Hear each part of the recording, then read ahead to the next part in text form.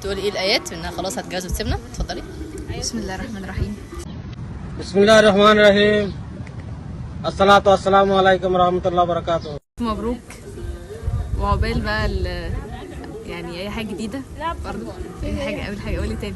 يا رب تكونوا مبسوطين. قولي تاني. يا رب تكونوا مبسوطين. انا اتمنى من ربنا حاجه واحده سعادتك، ان ربنا يوفق الدنيا على بعضها. يا رب تكونوا مبسوطين. الحمد لله.